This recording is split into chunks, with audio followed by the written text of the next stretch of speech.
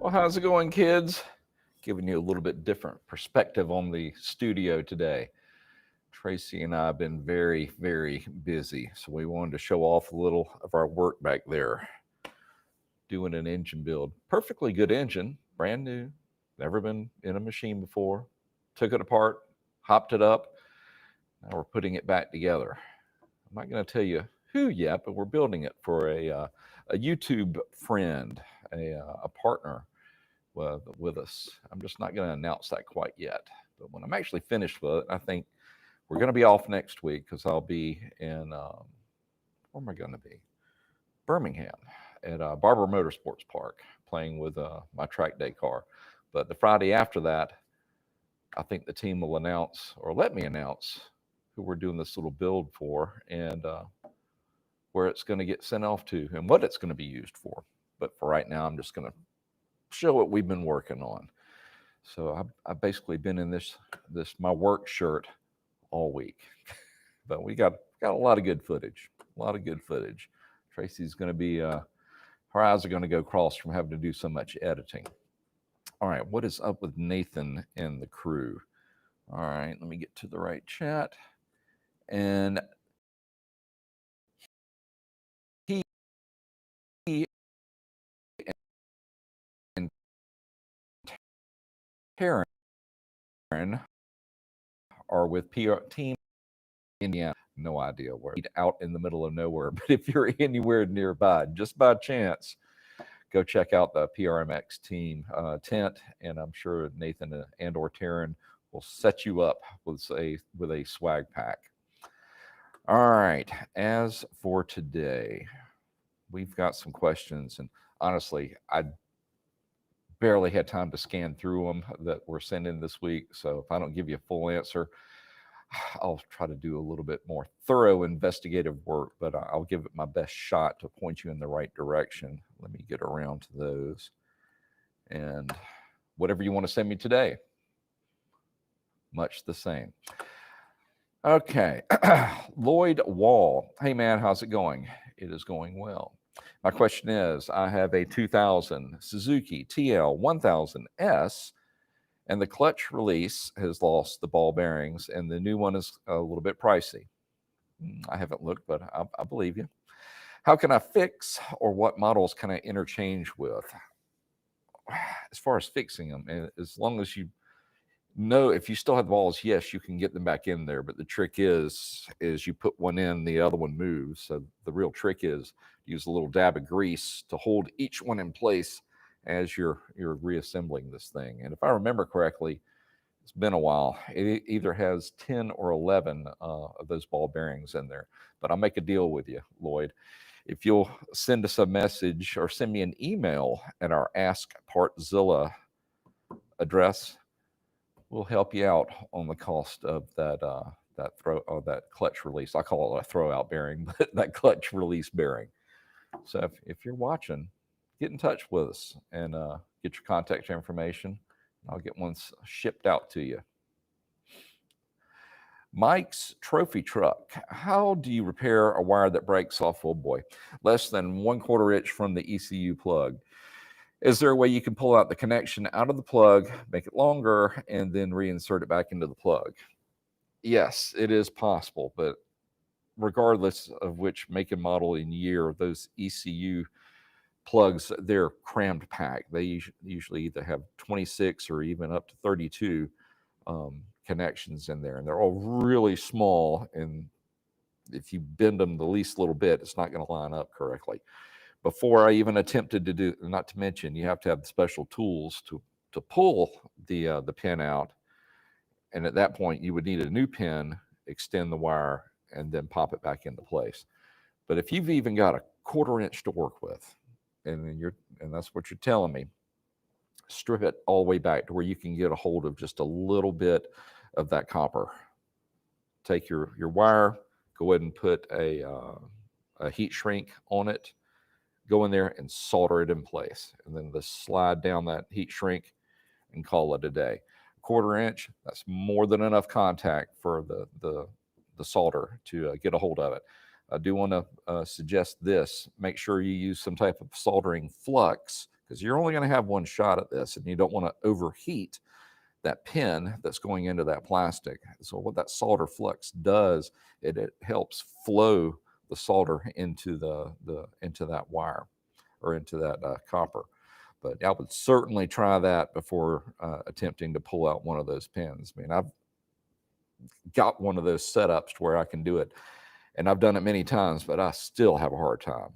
And a whole lot of years of experience here. So yeah, 1/4 inch, it's more than enough to solder on, resolder on that wire, even if you have to extend it and then solder that extension as well. Sammy has asked me, love your KLX 110 videos. I was able to do a complete carburetor rebuild and it's running great. Well, I'm glad we could help. I haven't had the same luck with my Suzuki DRZ 125. The problem is bike only runs on choke. I've watched so many videos. Many videos lead me down the path of the idle jet, and I would suggest that as well. I've cleaned everything on the inside with no luck, so I decided to do a rebuild kit with new jets. Unfortunately, my issues still exist. What am I missing? All of those little teeny tiny jets, especially the pilot jet. Well, guess what? Yeah, they're sitting down in the bowl here, and they screw into it, and there's going to be that same tiny passage going up through the carburetor.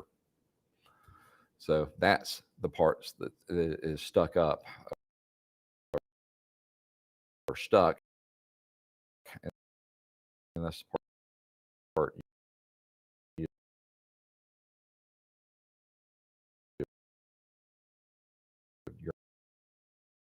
you're not being able to either pull air or fuel, depending on how the jet's being used. Yamaha makes a great dip, and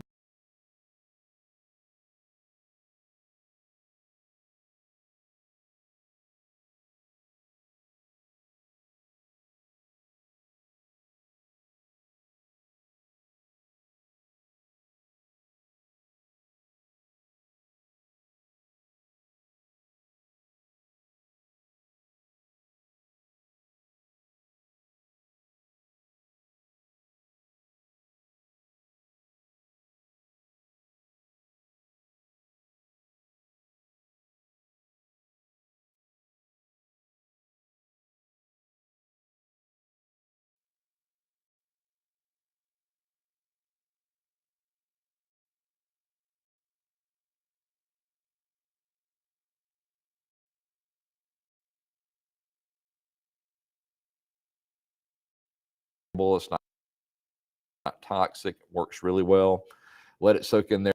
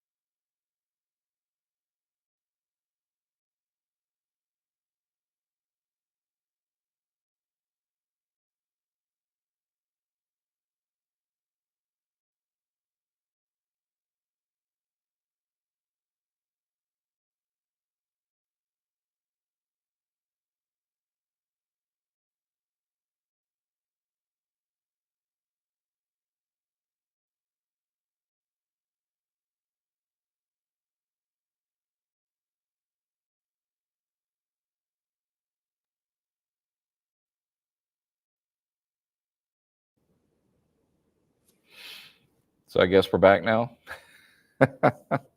Are we, guys? Just say yes or no. Back. All right. Where did I leave off before we were so rudely interrupted? I'm going to use this laptop. I think I'm about to use it for target practice afternoon. You're in trouble, dude. All right. I think we were talking about yeah. And the guy's just saying, I'm pretty sure it's a laptop. Sure. I tend to agree with you. All right. So let's get back into this. Get back on my bicycle. All right. We were talking about a TRX 450S. When trying to adjust the fuel screw, I can close the screw completely and the bike doesn't even drop an RPM, it seems. What would cause the RPMs not to change at all? More than likely, it is still riding on the main circuit, because at just idle, you should just be on the pilot. And keep in mind that the 450 is going to have it's either 3 or 4 circuits. So you've got the idle, then you've got an intermediate, and then you've got the main jet, and it should be lapping over on each one of those.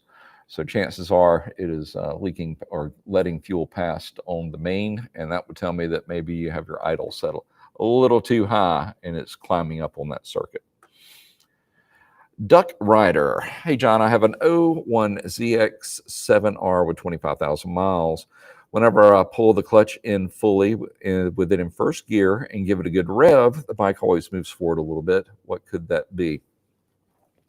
All right, I'm fairly certain that is a model that actually has a clutch cable.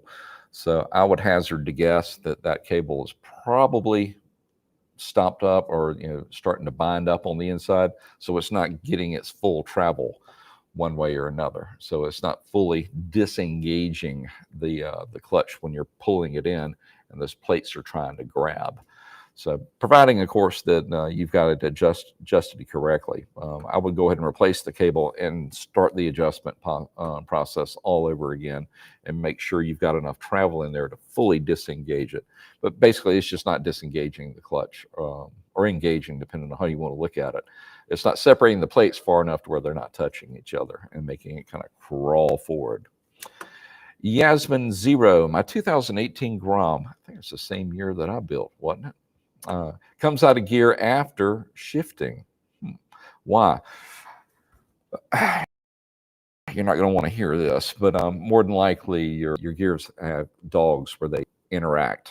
And if those dogs get worn, they don't want to hold, and then they just want to pop loose, especially when you get on it again. So more than likely, you're going to have to go in and do a transmission rebuild, depending on which gear it's popping out of.